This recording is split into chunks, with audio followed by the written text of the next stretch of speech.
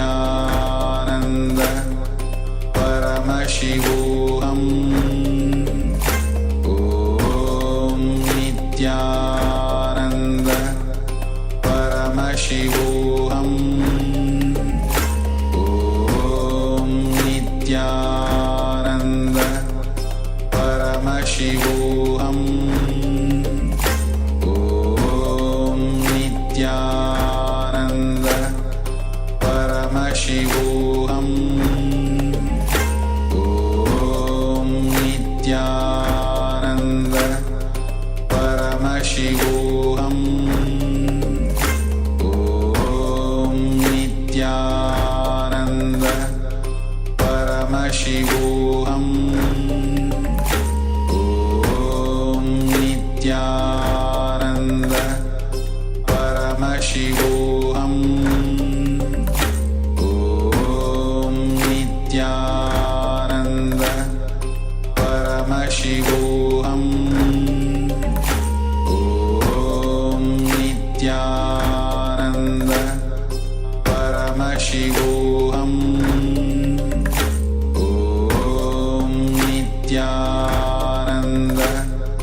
Paramashivoham Om Nityananda Paramashivoham.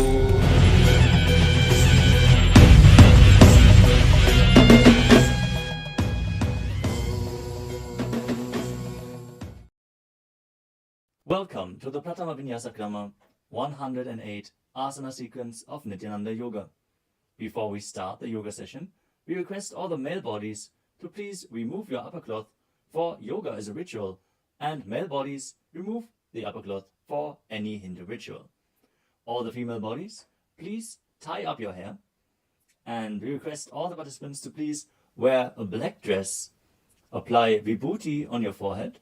If you are a male body, apply it on the 16 places over your body. Apply kumkum and any aushadha from the Supreme Pontiff of Hinduism you have available. Wear your Rudraksha mala, the Abharanam, to intensify the energy which you can hold throughout the yoga practice. Also, make sure to keep a Shri Yantra, which is a sacred mandala, in your room where you practice the yoga. If you don't have a Shri Yantra available, don't worry. We are projecting it in the background of our acharyas. Now settle down on your yoga mat and get ready for the ritual of yoga. Sit straight with your head, neck and spine in a straight line. Join your hands in Namaskara Mudra in front of your heart center. Close your eyes. Visualize Swamiji in your inner space as we chant the Sadguru Vandanam. Nityanandam Paramasukadam Kevalam Jnanamurtim Dvandvatitam Gaganasadrasham Tattvamasyaadilaksham Ekam Nityam Vimalamachalam Sarvadhi Sakshibhutam Bhavatitam Trigunarahitam Sadgurum Tam Namami. Next, we are going to chant the Shiva Mula mantra. Om Ham Haum Shivaya Namaha 11 times. Please follow along internally. Om Ham Haum Shivaya Namaha. Om Ham Haum Shivaya Namaha. Om Ham Haum Shivaya Namaha. Om Ham Haum Shivaya Namaha. Om Ham Haum Shivaya Namaha. Om Ham Haum Shivaya Namaha. Om Ham Haum Shivaya Namaha. Om Ham Haum Shivaya Namaha. Om Ham Haum Shivaya Namaha. Om Ham Haum Shivaya Namaha. Om Ham Haum Shivaya Namaha. We will be performing the Tadvachamanam, the ritualistic cleansing. Now keep your hand, the right hand, in the shape of a cow's ear in the Gokarana Mudra, as our acharyas are demonstrating. Then take an udani of water, pour it into your right palm. We're going to chant a mantra thrice. Each time, sip the water from the bottom of your palm whenever the word Swadha is chanted. Om Atmatattvam Shodhayami Swadham. Take another udani of water. Om Vidyatattvam Shodhayami Svadha. Pour another udani of water into your palm. Om Shivadattvam Shodhayami Svadha. Now wash your right hand with the water from the Panchapajam and wipe your lips twice with the bottom of your thumb as we chant. Om Ham Hridayaya Namaha. Now wash your hand again. With the index, middle and ring fingers joined together, touch above the upper lip and below the lower lip. Wash your hand again. With the index fingers and thumbs joined together, touch the right nostril, the left nostril. And with the ring finger and thumb joined together, touch the right eye, left eye, and the right ear and the left ear. Wash your hand again. With the little finger and thumb joined together, touch the navel, the right chest and the left chest. And with all fingertips joined together, touch on top of the head, the right shoulder, left shoulder, and your heart center. Now wash your hand again. As you clasp the right hand over top of the left, place both hands on the right thigh. Set the sankalpa, the conscious resolution, what it is that you want to manifest today in today's Nityananda Yoga session as we chant the sankalpa mantra. Om Mamopatta Samasta Duridakshayadvara Bhagavat Sri Nityananda Paramashiva Prityartham Sri Nityanandeshwari Paramashiva Shakti Sameta Sri Nityanandeshwara Paramashiva Prityartham Cha Adya Purvokta Evam Guna Visheshena Vishishtayam Asyam Shubhadito Purana Arogya Yukta Dridagatra Yogika Sharira Siddhyartham Paramashiva Shakti Avishkaranartham Nityananda Yogabhyasam Karishye. Now wash your hand once more as we chant. Om Apaupasprisya.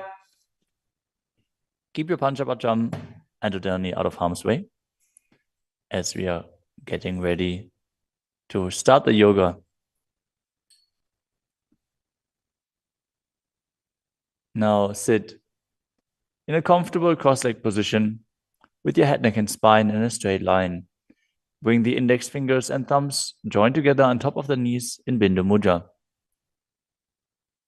Engage the three bandhas, the energy locks, which are contracting the perineal region and pulling it in and up.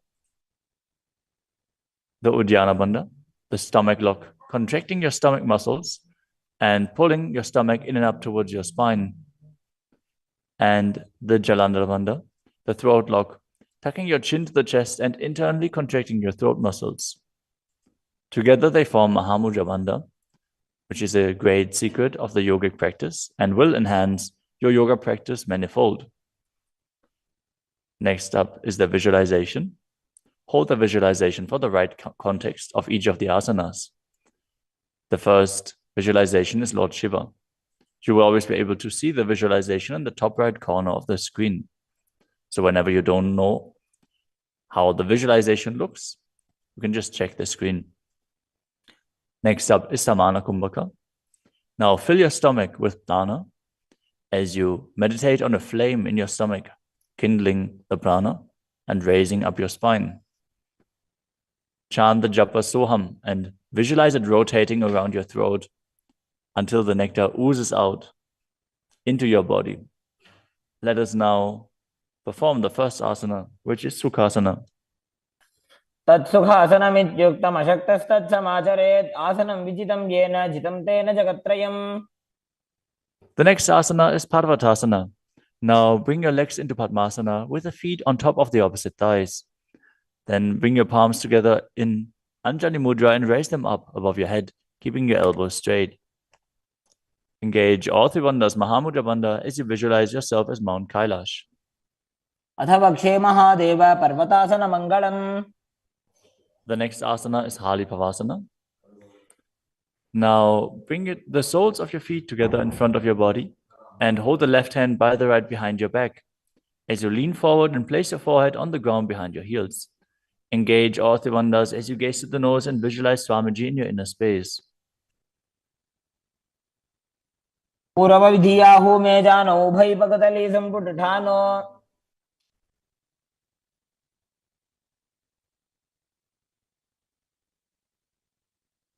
The next asana is Nagi Pavasana. Now keep the soles of your feet together and stretch your hands out in front of the feet, cupping your palms, placing them down on the ground as you place your forehead on the ground behind your heels. Engage all three bandhas and gaze to the tip of your nose, visualizing yourself as a snake. पुरव विधि बरियागाने नीचौ हो वे कहूनि फनास्यो लगाई.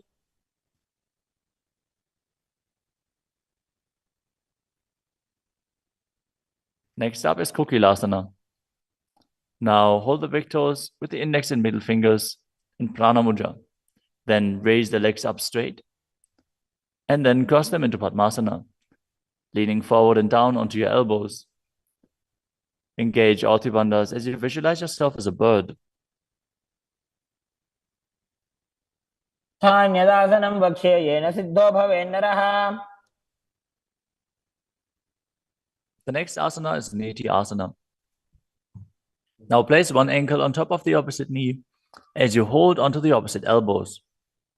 Engage all three bandhas, rotate your arms in a circle and gaze to the nose, visualizing Swamiji in your inner space, and after some time change the direction of the movement. घोड़ा बामा पादगी आशमाहिली सोये दक्षचरण को वार लोता परिकुल्फ समोय.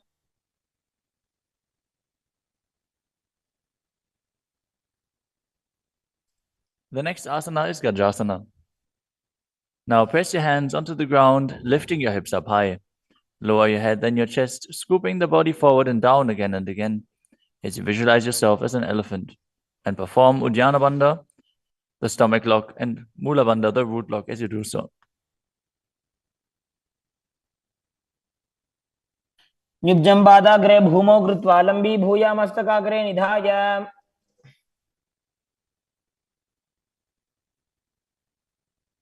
The next asana is Vrikshasana. From the same position, alternate pressing the heel of one foot into the ground while lifting the other heel up. Visualize yourself as a bear as you keep Uddiyana Bandha and Mula Bandha engaged. एकैकं पादमाकुञ्च्य गजासनं कुर्यात् वृक्षासनं भवति. The next asana is Vaishyasana. Now stand tall on the mat with the tips of the on the tips of the big toes, with all other toes raised off the ground. As you keep your head, neck, and spine in a straight line and bring your index, middle, and ring fingers to the heart center into Hridaya Mudra. Visualize Swamiji in your inner space and perform Uddiyana Bandha and Mula Bandha. केशेन पादयुगलं बद्ध्वा तिष्ठेत अधोमुखः.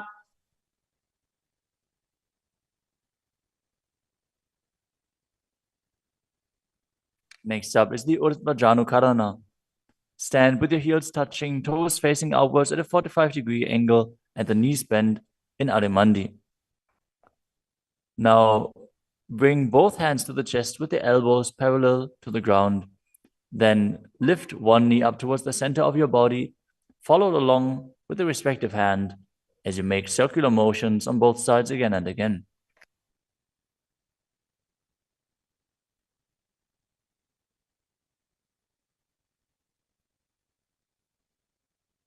The next asana is Balalingasana. Now interlace your fingers from the outside in Sarvashankari Mudra and hold on to one knee, pulling it up towards your chest. Keep your head, neck, and spine in a straight line and visualize yourself holding a baby as you engage all three bandhas, Mahamudra Bandha.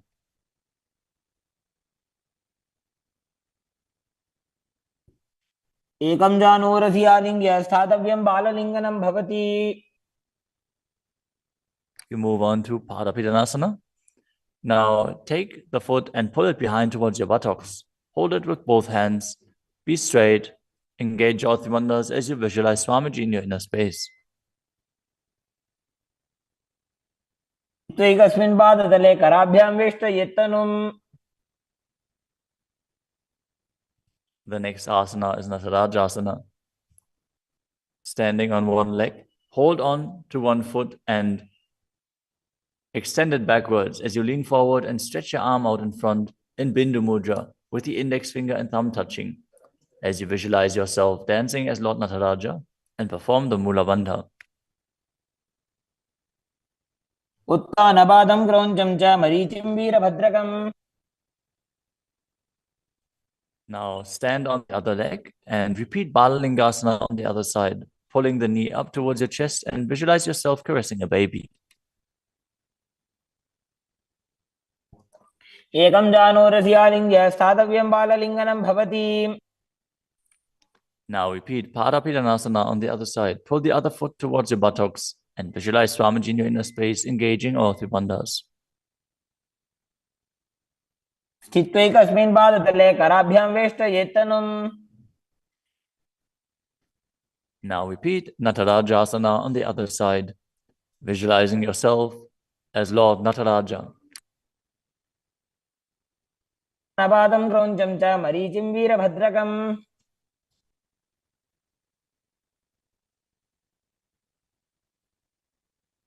Next up is the Ardha Rechita Karana. From Adimandi position, bring the right foot behind the other with the toes down and the heel up.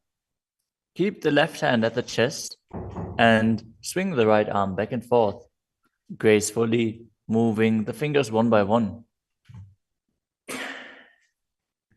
Now keep the right hand over top of the nose, uncross your ankles, and repeat the movement on the other side.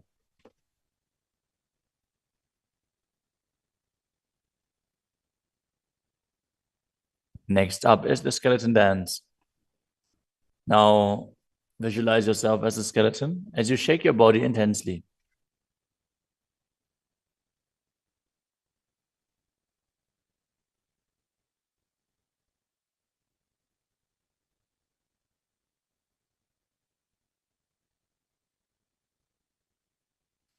We move on to Katichina Karana. From Adimandi, with the heels together, toes pointing outwards and the knees bent, bring your hands above your head with the arms crossed, palms facing backwards. Now open your hips to one side and open the arms along above your head. Return to the center and repeat the movement on both sides again and again.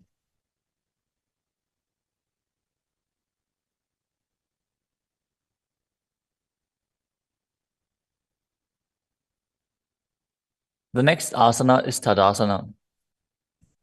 Now stand tall on the tips of the big toes as you raise your hands up above your head, beside your ears.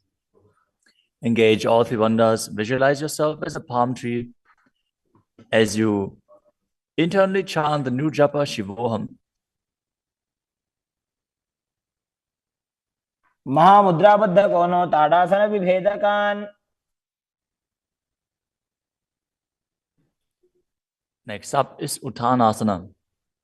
From a standing position, lean forward and down, bringing your hands flat to the ground. Take precaution in the case that you are a pregnant woman, for pregnant women shouldn't perform any of the forward bends. Now engage all three bandhas and bring your forehead towards the knees as you visualize Swamiji in your inner space.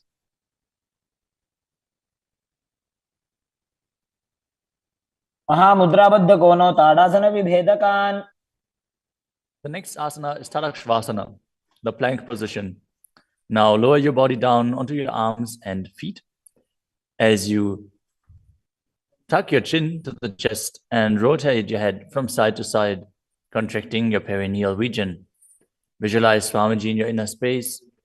Keep breathing in the Samana Kumbhaka, filling your stomach with prana and visualizing a flame rising up your spine. गजासनवस्थित्वा मस्तकं वारं वारं दक्षिणकुक्षिं सव्यकुक्षिं नजेत्. The next asana is Bhujangasana. Now lower your entire body down onto your stomach as you keep the toes pointing backwards and your hands next to the chest. Now raise your head up using the strength of your lower back. Don't lift your body any higher than your belly button up. And open your mouth wide as you inhale through the hollow of your throat in Bhujangani Mudra. Visualize yourself as a cobra as you perform the Mula Bandha. अंगुष्ठनाभिपर्यन्तम् अधोभूमो विनिन्यसेत्. The next asana is Shashasana. Now push your body up back into the plank position and alternate bringing one knee in towards your chest back and forth as you visualize Swamiji in your inner space and calmly breathe through your nose in Sahadra Kumbhaka. जासन संस्थितो जानुद्वयमाकुञ्च्य वारं वारं कर्तव्यं शशासनं भवति. The next asana is Rathasana. From a tall plank position, place one foot in between the two hands as you simultaneously jump one foot back and bring the other one in between the hands. Alternate again and again as you visualize yourself as a chariot. ध्वजासन संस्थितो एकैकं पादं पुरोमार्गेण भ्रामयित्वा कर्तव्यं रथासनं भवति. The next asana is Viravatrasana. Now keep one foot flat on the ground with the toes pointing forwards and the knee bent at a 90-degree angle. Now extend the other leg back, keep the knee straight and the toes pointed outwards. Raise your arms up parallel, pull the stomach in and up and gaze to your third eye, visualizing yourself as Lord Virabhadra as you perform Ujjana Vanda and Mula Vanda. पाथिष्ठमतकौण्डिन्यमूर्धकुक्कुटमेव च. Now exchange the position of your feet and repeat Virabhadrasana on the other side. समतकौण्डिन्यमूर्धकुक्कुटमेव च. The next asana is Vrikshasana, the tree posture. Now stand and bring one foot to the inner thigh as you bring your palms together in Anjali Mudra and raise them up above your head. Keep your elbows straight as you gaze forward and visualize yourself as a tree. अमोरमूलदेशे च जाम्यं पादं निधायतु. The next asana is Garudasana.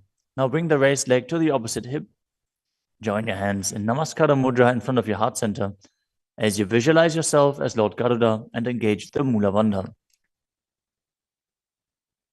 गरुडासनमावक्ष्ये येन ध्यानं स्थिरं भवेत्.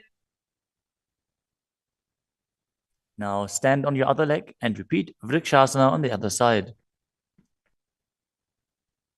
वामोरुमूलदेशे च जाम्यं पादं निधायतु. Now repeat Garudasana on the other side, keeping the standing leg as straight as a rod and visualizing yourself as Lord Garuda. गरुडासनमावक्ष्ये येन ध्यानं स्थिरं भवेत्. The next asana is Trikonasana.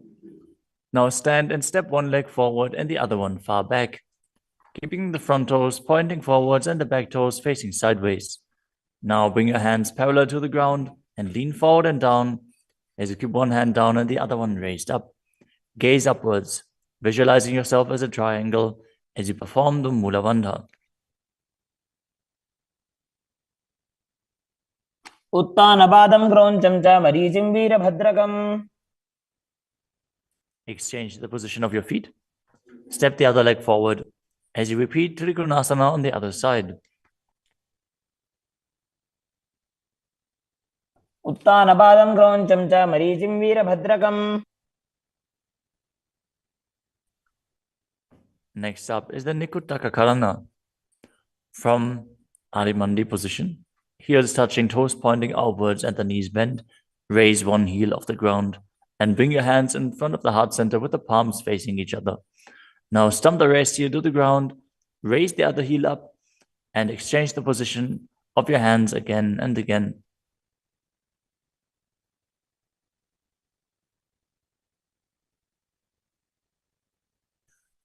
The next asana is Angushtasana. Now lower your body down onto the tips of your toes, placing the perineum on the back of your heels. Raise your knees off the ground and keep them together as you join your palms in front of your heart center in Namaskara Mudra. Visualize Swamiji in your inner space as you breathe in Brahmari Kumbhaka, buzzing like a bee on the inhalation and exhalation as you perform the Mula Bandha and internally chant the new japa Sadashivoham. अबन्धासनमित्याहुः गोरक्षासनमेव च. The next asana is Saurasana. From the tips of the toes, extend one leg straight out with the heel down and the toes up. Keep your fingers down on the ground by the sides with the palms facing forward in Vara Mudra. Visualize Swamiji in your inner space as you perform the Mula Bandha. प्रसार्य एकं पादतलं संस्थाप्य त्वेकपादकम्. The next asana is Vidunanasana. Now, from Saurasana, lean forward and hold on to the big toe in Prana Mudra. As you hold the back heel with the other hand, balance. Visualize Swamiji in your inner space and perform the Mula Bandha. गुल्फस्थितो पादमेकं प्रसार्य तत्पादाग्रं संस्पृश्य तत्करेण. Now exchange the position of your feet. Stretch the other leg forward as you repeat Saurasana on the other side. सार्यैकं पादतलं संस्थाप्य त्वेकपादकम्. Now again, lean forward and down, holding on to the front foot and the back heel. Repeating Vidunarasana on the other side. स्थितो पादमेकं प्रसार्य तत्पादकं संस्पृशेत् तत्करेण. The next asana is Brahmajarankushasana. As you keep the toes on the ground and the perineum placed on top of the heels, which are raised off the ground, keep a gap between your legs and place the back of your hands on top of the respective knees. Contract the perineal region and tuck your chin to the chest as you gaze in between the two hands in Shambhavi Mudra, with eyes opened wide, unblinking, actually gazing within. As you visualize Swamiji within and perform the Jalandhara Bandha and Mula Bandha. द्वौ भणापाणि होय वैसे एड़ी mail रघुदानि वैसे. The next asana is Kapilasana. Now drop your knees to the ground with the toes tucked behind, sitting your perineum on the heels. As you keep your hands on top of the respective thighs and pull your stomach in and up, contract the perineal region, gaze to the tip of the nose and visualize yourself as Sage Kapila Muni. उभय पगदली समटारावे तिनकी Mahuli core मिलावे.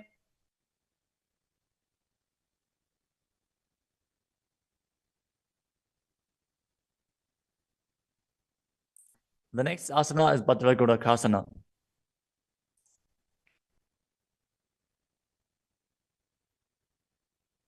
Maintain the same position as you shift your gaze up to the third eye.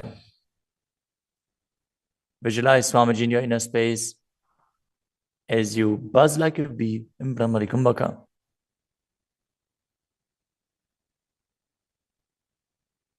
दो पगदली संपुट करे कोरवारली भूपरि धरे.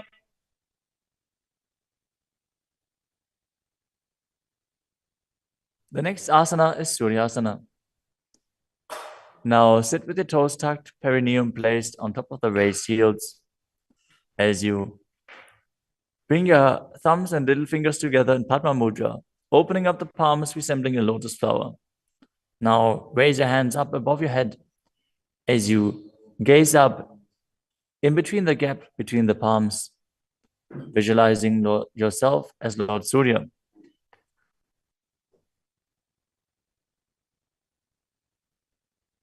एड़ी दो गुदातरी आने फना पानी बैठक अब निठाने. The next asana is Mandukasana. Now sit with the toes flat, perineum on the heels. As you keep your hands on top of the knees, lift the tongue up against the roof of your mouth. As you catch the nectar of immortality dripping from the Sahasrara chakra with your frog tongue. As you visualize yourself as a frog in Manduki Mudra. Gaze to your third eye, breathe calmly through your nose in Sahaja Kumbhaka as you perform the Mula Bandha. पादतलो पृष्ठदेशे अंगुष्ठे द्वे च संस्पृशेत्.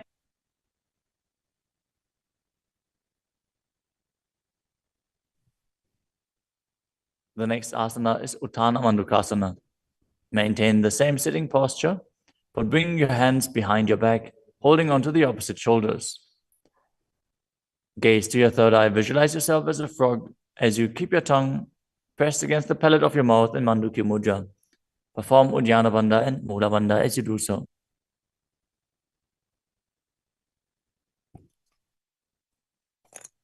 मंडूकासन मध्यस्थं कुर्पराभ्यां धृतं शिरः.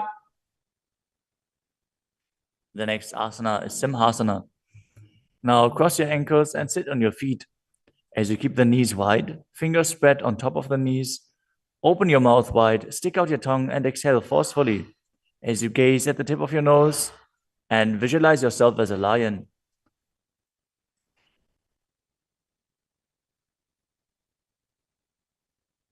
दक्षिणं सव्यगुल्फेन दक्षिणेन तदेतरम्. The next asana is Bhadrasana. Now sit with your heels under the perineum, the knees opened wide, then Cross your hands behind your back and hold onto the big toes in Prana Mudra.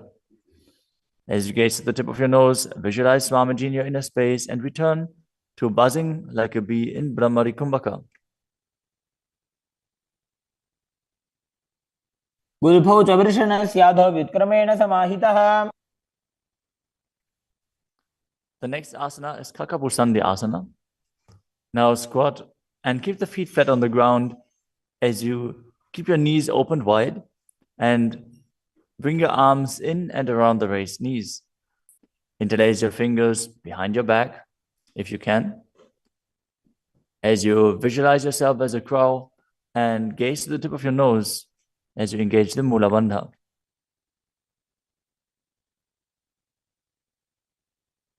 प्रथमे वेशक उगठाने दो गोहा तपगमी च आने. The next asana is Kanipavasana. Now keep the palms on the floor, shoulder width apart. Bring your knees onto the back of your arms towards your armpits. Lean forward, raise your feet off the ground as you visualize Swamiji in your inner space and balance on your arms. को गुण आशी दुष्टता होई तो आछी होई. The next asana is Kapali asana. Now place your hands on the ground, shoulder width apart. Bring the top of your head onto the ground. Please take precautions if you have any neck injuries or high blood pressure. Any of the inverted postures. Now bring your knees onto the elbows, your hips over the shoulders, and straighten your legs up as you gaze to the nose and visualize Swamiji in your inner space. Isha धरती टेकी पग दो वो मिलीवा ऊंचा करे.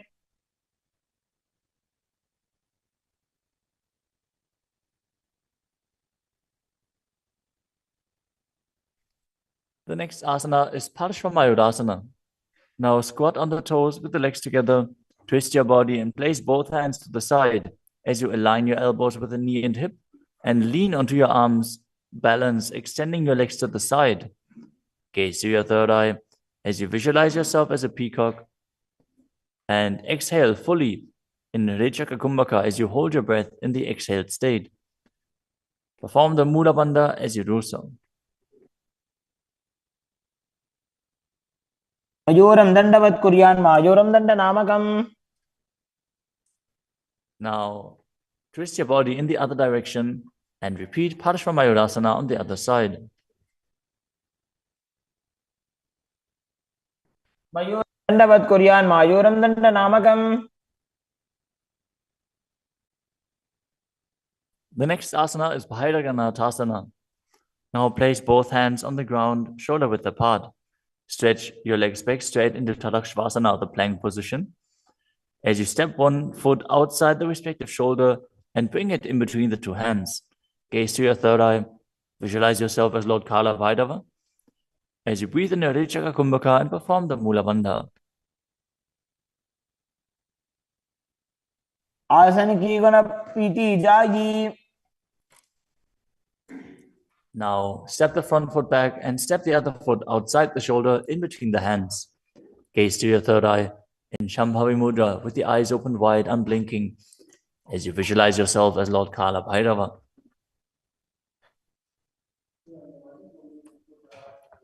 आसन को गुण पीती जाई.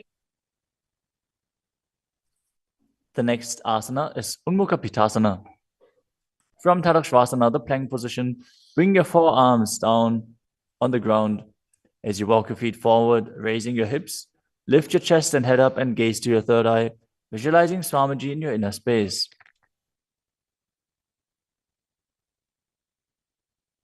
भून्यस्थो जानुनी हस्तो चतुष्पदम वाङ्मुखम.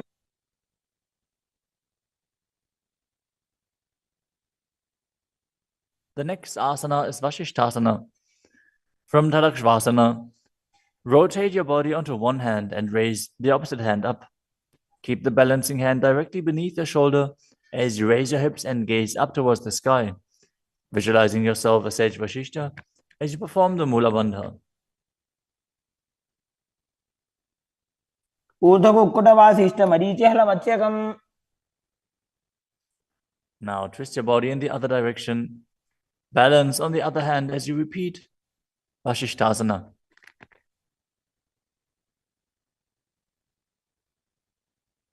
ऊर्ध्वकुक्कुटवासिष्ठमरीचिहलमत्स्यकम्. Now come to a seated position and extend your legs out in front with the heel down and the toes pointing up. Now bring your hands under the buttocks with the palms facing up.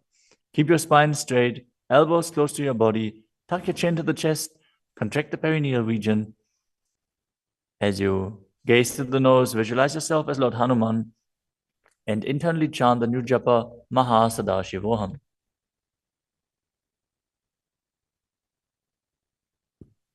दोबू करके उभय हस्तेली कोरवारली मैले भेली.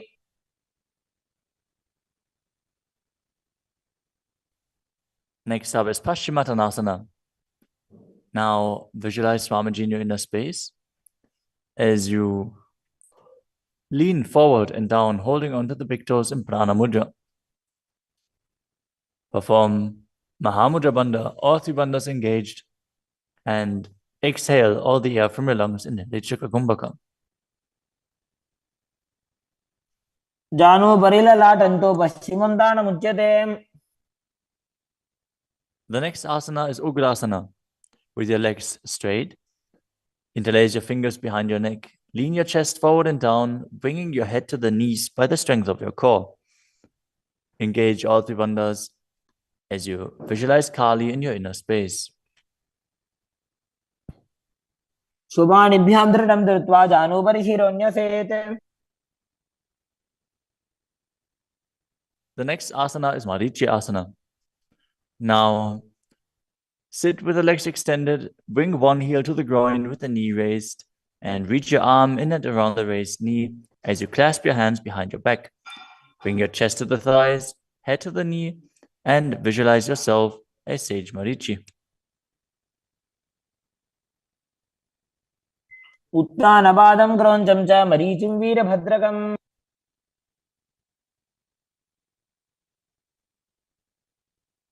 Now drop the knee down to the ground and lean forward, holding onto the front foot with both hands.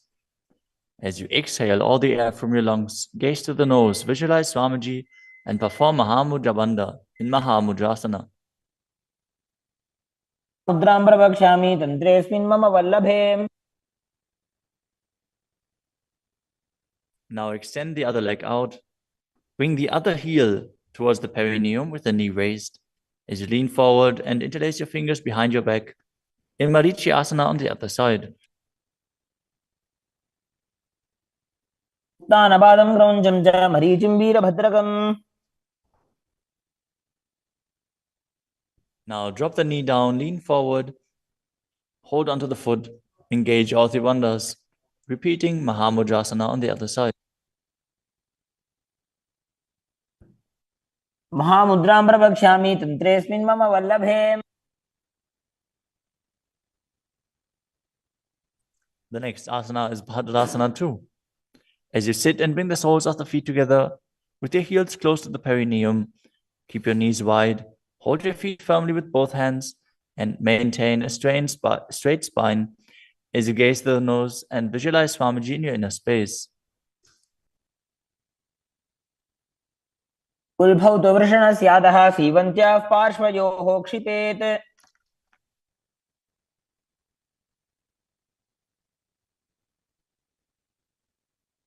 The next asana is Gvalipavasana.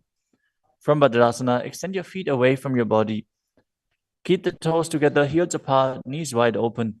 As you place your hands on the respective knees, tuck your chin to the chest and gaze to the nose. Visualize Swamiji in your inner space. Perform the Jalandhara Bandha and Mula Bandha. ध्रुवचर्पट चौक कख्यो सोजी वाही विधियो की जय सोई. The next asana is Joni Asana. Now sit, keep the soles of the feet together and the heels close to your perineum as you visualize the Yoni Mandala, which is projected on the screen. Now hold the soles of the feet as you lean forward and down and bring the forehead to the feet as you gaze to the nose and perform the Mula Bandha. Dogu पकतली संपुट करे एड़ी मेड़ के ढिंग धरे।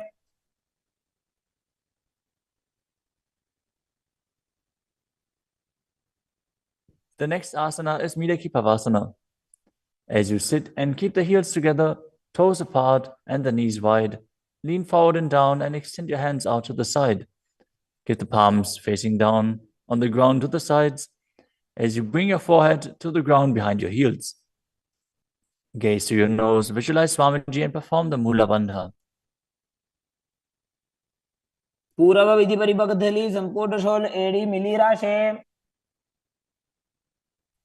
Next up is Siddha Samadhi Asana. Now sit and keep the toes together, heels apart. As you bring your arms below the shins, extend them out to the sides and keep the palms facing up. Bring your forehead to the ground above your feet as you bring your toes near your throat if you can. Gaze to the tip of your nose, visualize Lord Surya in your inner space and perform the Mula Bandha. दोबो पकतली संपुट करे शोले मेड़ आगा में धरे। Next up is Chinakipavasana. Now sit and keep the heels together, toes apart, as you hold the feet and open them up like a book, bringing the backs of your hands onto the ground and the elbows pressing down on the thighs. Gaze at the nose and visualize Swamiji in your inner space. दो पगांगी एड़ी धरती मगिवा मेड़ लगावे। The next asana is Chadapata Chukasana. Sit and bring the soles of the feet together with the heels at your perineum. Open the knees and place your hands on top of the knees as you gently press them down. Pull your stomach in and up, gaze to your third eye as you visualize Swamiji in your inner space. दोबो पकतली संपुट धारे आगा ने करजार पसारे।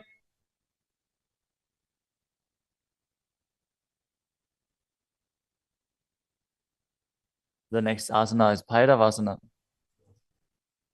Now sit and bring the soles of the feet together with your knees open wide. Lift the heels up and bring the toes down onto the ground. As you keep your knees on the ground, pull your stomach in and up and place your hands on the knees in Bindu Mudra. Gaze to your third eye as you visualize yourself as Lord Kala Bhairava.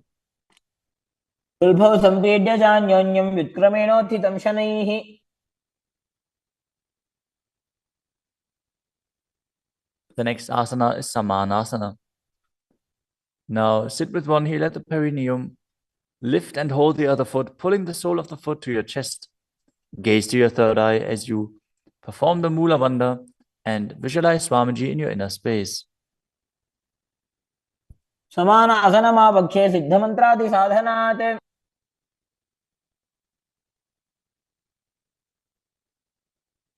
The next asana is Apanasana. As you sit, place one leg on top of the respective shoulder and raise the other foot upwards and straight. Keep the hands on the ground to the sides as you gaze to your third eye and visualize Swamiji in your inner space. परं पादमेकं च स्कन्धे चारोपि यत्नतः। Now repeat Samanasana on the other side. Bring the other heel towards your perineum and pull the opposite foot towards your chest. समान आसनमावक्षे सिद्धमन्त्रादि साधनात्। Now repeat Apanasana on the other side. Bring the other leg over top of the respective shoulder, extending the opposite leg forward and up.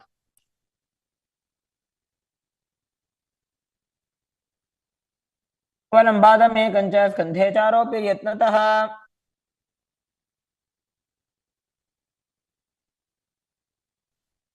Next up is Gomukhasana. Now sit and cross one leg over the other, aligning the knees at the center of your body with the feet by the opposite hips. Place both hands on top of the stacked knees as you gaze to the nose, visualize the face of a cow, and perform the Mula Bandha.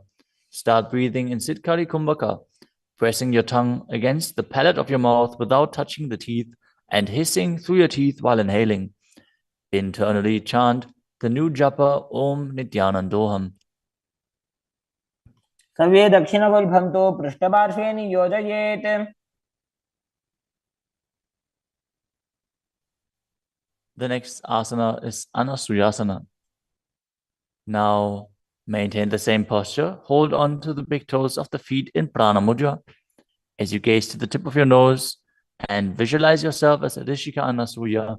Engage Uddiyana Bandha and Mula Bandha. दक्षिण कोडो नीचे उठाने वावोता के ऊपर आने. Maintain the same position.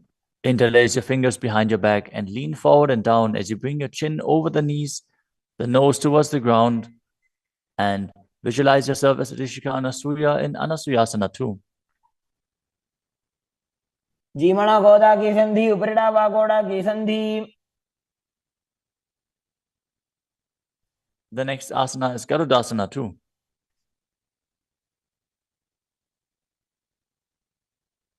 Now sit on the ground with one heel pressed against the perineum. As you keep the opposite foot flat on the ground with the knee raised to your chest. Keep the hands on the respective knee. As you visualize yourself as Lord Garuda, gaze to the nose and perform the Mula Bandha. दावो बगमोडी AD माहिलो Gulf मूल द्वार नीचे दे.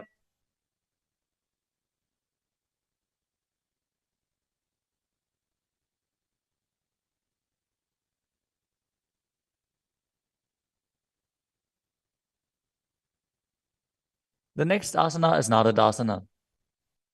Now, sit and place your perineum on top of one heel as you interlace your fingers behind your neck and twist your elbows outside of the raised knee. Gaze to your third eye and visualize yourself as Narada as you perform the Mula Bandha. पिष्टि जवाम पगदली केरी भूपरिता हिलगा बेफेरी. Next up is Matsya Pitakasana. Now place one foot on top of the opposite thigh. Wrap the respective arm around the knee, holding onto the opposite shin as you hold the big toes with the other hand in Prana Mudra. Visualize yourself as Matsya, the fish avatar of Lord Vishnu, as you perform the Mula Bandha.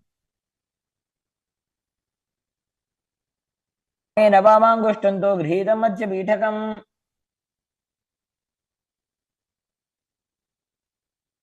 Now slide your knees over top with the other knee on top, repeating the Gomukhasana position on the other side. Gaze to the nose and visualize the face of a cow as you keep hissing through your teeth without the tongue touching your teeth. In Siddhkari Kumbhaka.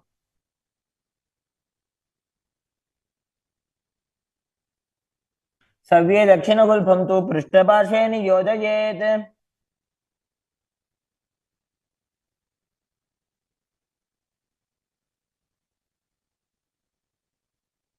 Next up is Anasuyasana on the other side. Hold onto the big toes as you visualize yourself as Rishika Anasuya.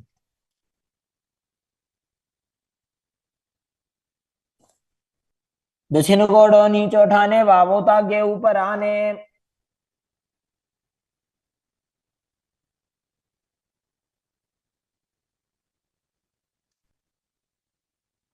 Now, from the same position, interlace your fingers behind your back and lean forward and down, chin over the knees, nose towards the ground in Anasuyasana 2.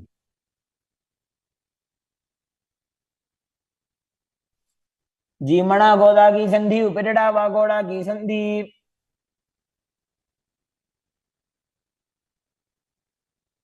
Now repeat Garudasana 2 on the other side, bringing the other heel towards the perineum, knee raised, hands on the knees, as you visualize yourself as Lord Garuda. दावो बगमोडी AD माहिलो Gulf मूल द्वार नीचे दे. Next up is Naradasana on the other side. Raise the perineum onto the heel, interlace your fingers behind your neck, and twist your elbows outside of the raised knee, visualizing yourself as Sage Narada. पिष्टि जवाम पगदली केरी भूपरिता हिलगा बेफेरी.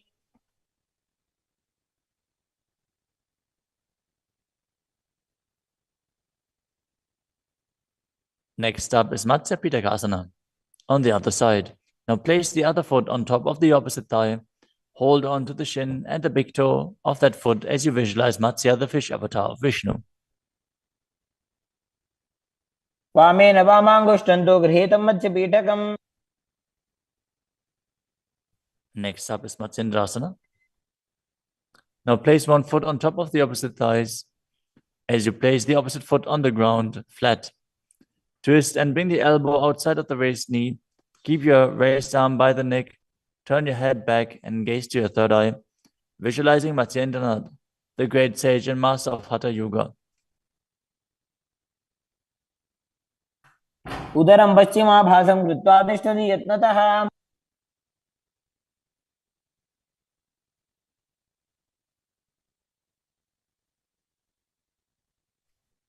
The next asana is Kubhasana. From Matsyendrasana, twist and bring your elbow outside of the raised knee as you extend your hand down to the foot, keeping the opposite hand at the respective ear. Twist your body back. Gaze back and up towards your third eye, visualizing yourself as a camel. आसन को गुण झोल हो जाए. Next up is Matsyendrasana 2. Keeping the hand extended down towards the foot, place your hand behind your body onto the ground as you gaze up to your third eye and visualize Matsyendranath. मत्स्येन्द्रपीठं जठर प्रदीप्तिं Prachanda रुक्मण्डल खण्डनास्त्रम्. Now repeat Matsyendrasana on the other side. Extend the other leg out. Bring the opposite foot onto the thigh as you twist your elbow outside of the raised knee and gaze back.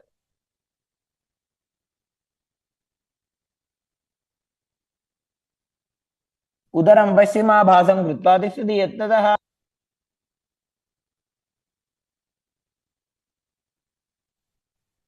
The next asana is Kubhasana on the other side. Now hold on to the front big toe and prana mudra as you keep the other hand towards the respective ear, gazing back and up towards your third eye and visualizing yourself as a camel. आसन को गुण झोल हो जाए. The hand to the ground behind you. Twist your body even further as you visualize Matsyendranath in Matsyendrasana 2.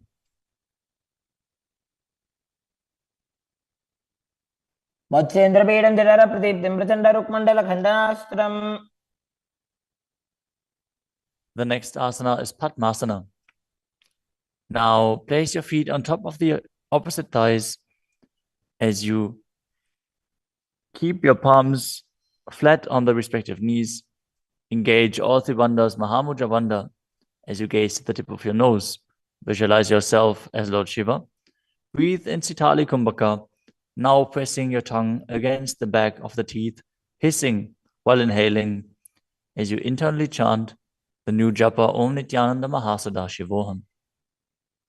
आसनं द्विविधं प्रोक्तं पद्मं वज्रासनं तथा. The next asana is Padmasana 2. As you sit in Padmasana, cross your hands in front of your body and hold onto the big toes in Prana Mudra. Gaze to the nose, visualize yourself as Goddess Parvati, the consort of Shiva, as you perform the Mula Bandha. चरणौ कृत्वा ऊरू संस्थो यत्नतः. The next asana is Kukkutasana. Now sitting in Padmasana, place your hands on the ground between the two thighs as you lift your body up off the ground. Visualize yourself as a rooster as you breathe calmly in Sahajra Kumbhaka and perform the Mula Bandha. पद्मासनं सुसंस्थाप्य नान्बोरौरन्तरे करौ.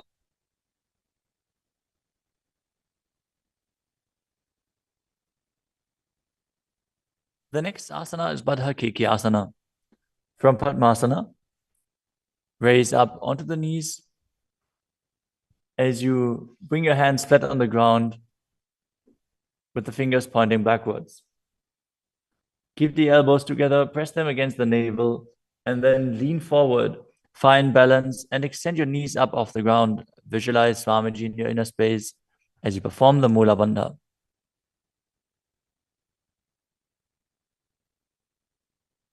धरामवष्टभ्यकरद्वयेन तत्पूर्वपरि स्थापितानाभिपार्श्वः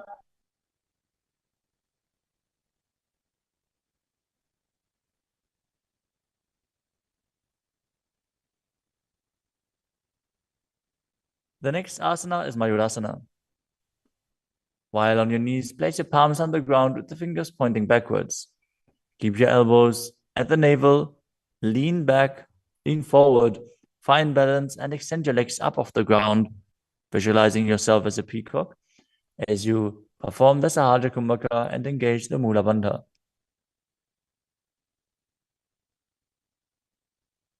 अथ वक्षेमः देव मयूरासनमुत्तमम्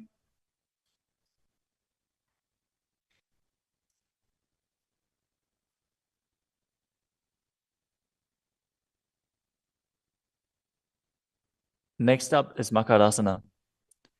Lay down on your stomach with the feet pointing outwards and the forehead on the mat. Interlace your fingers behind your neck as you visualize yourself as a crocodile and perform the Mula Bandha. अध्यासशेते हृदयं निधाय भूमौ च पादौ च प्रसार्यमानौ. As you lay on your stomach, place your hands on the ground beside your chest. Raise your legs up, bring the thighs off the ground, visualizing yourself as a locust. In Shalabhasana. अध्यासशेते करयुग्मवक्षो भूमिमवष्टभ्यकरयोः स्थलाभ्याम्. The next asana is Ushtrasana. As you lay on your stomach, bring your hands to the feet. Pull the feet down towards the ground outside of your hips. As you visualize yourself as a camel and perform the Mula Bandha. अध्यासशेते पदयुग्मव्यस्तं पृष्ठे निधाय विधृतं कराभ्याम्.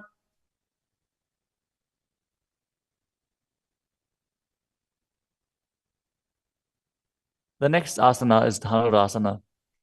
From Ushtrasana, tighten the grip on your feet and kick the legs back and up as you lean forward and lift your chest off the ground. Gaze up to your third eye and visualize yourself as Pinaka, Lord Shiva's bow. Perform the Mula Bandha as you do so.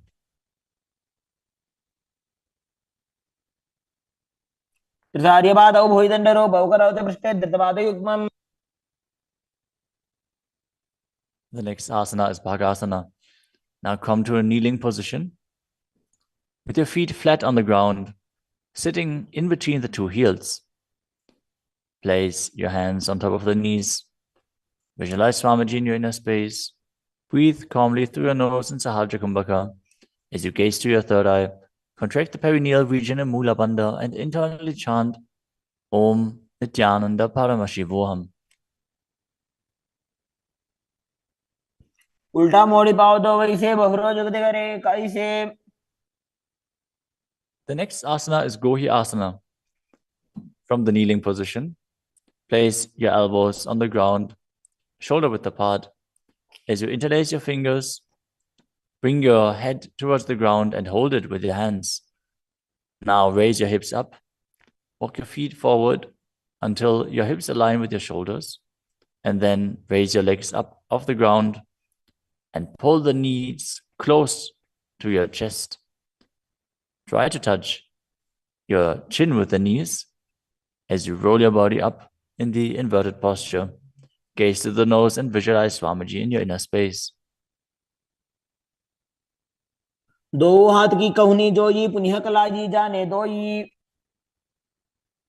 Now, from Gohi Asana, extend your legs up straight into Shirshasana.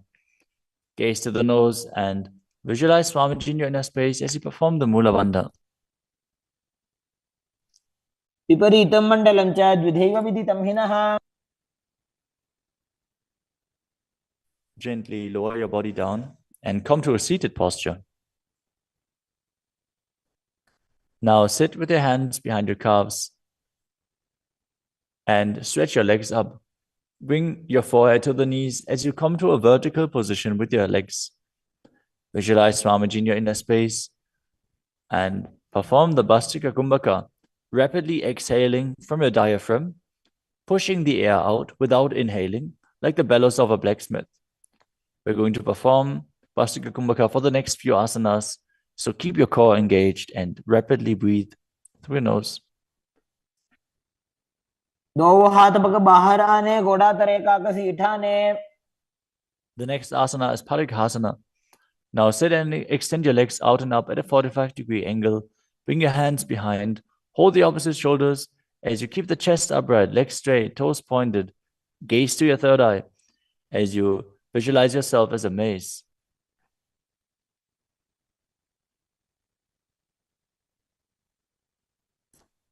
उत्तानशयनं कृत्वा पादौ मिलित्वा प्रसार्य. Keep breathing rapidly as you sit and extend your legs out and up at a 45-degree angle. Keep your arms parallel to the ground or bring them down to the ground as you gaze to your third eye and visualize yourself as a boat in Naukasana. उत्तानशयनं कुर्पराभ्यां भूमिमवष्टभ्य. Next up is Rudrasana. Now sit and lift your feet up. Scoop your hands under the heels and pull the feet towards your chest. Keep your spine upright, gaze to the nose as you visualize yourself as Lord Rudra. Perform the Mula Bandha as you do so. पगदली संपुटक हाथस्योपक ऊंचाई. The next asana is Unmukha Pitasana too. Now lay down on your back with the feet flat on the ground, the knees raised up. Bring your palms down to the ground with the fingers just touching the back of your heels. Lift your hips up high. Press the feet into the ground as you tuck your chin to the chest, gaze to the nose, and visualize Swamiji in your inner space. ऊर्ध्वे च जानुनी कृत्वा शवित्वोर्ध्वमुखं तथा उत्थाप्य हस्तौ तिष्ठेत्तु पीठ उन्मुख नामके. Now lower your body down flat onto the ground. Keep the palms facing up next to your hips. As you contract the perineal region and forcefully pull the Kundalini Shakti up along your spine towards your Sahasrara Chakra in Shakti Chalan Mudra. Relax. Completely unclutch from any micro movements of the body and mind. As you visualize that your body is dead and the Supreme Pontiff of Hinduism, Swamiji, is liberating you. Internally chant the Mahavakya, Om Nithyananda Paramashivoham.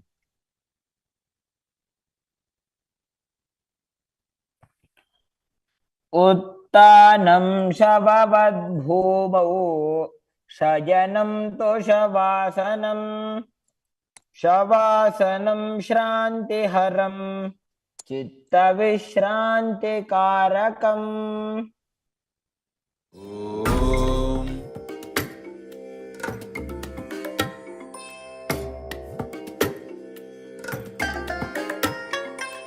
I bless you all.